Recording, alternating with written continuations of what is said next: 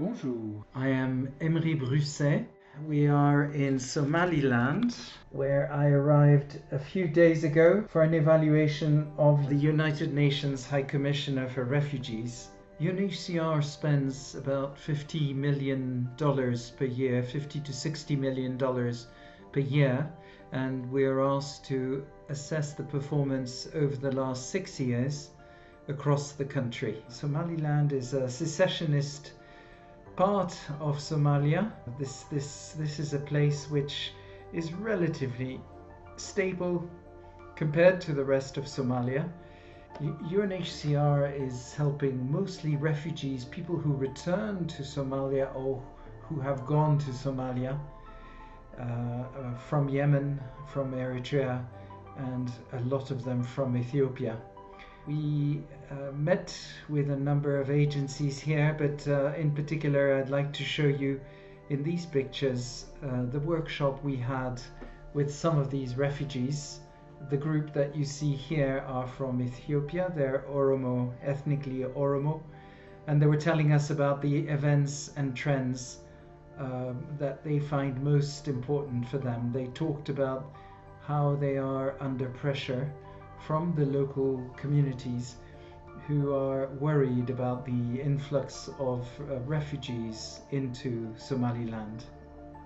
Previously, I'd flown to Mogadishu, where the security situation is much worse. We stayed with a colleague in the UNHCR compound, which is a bunker. We woke up one morning to the sound of mortar, which is it's like a release, a whistling sound, and then followed by loud thuds. And there were three attempts. One tends to lie low. We stayed in our bunkers, but at the same time I received an alert from an app which I have downloaded on my phone for travel to Ukraine, which I'd forgotten to switch off.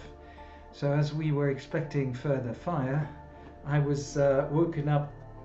I was made aware of threats in Ukraine, alerts regarding bombing.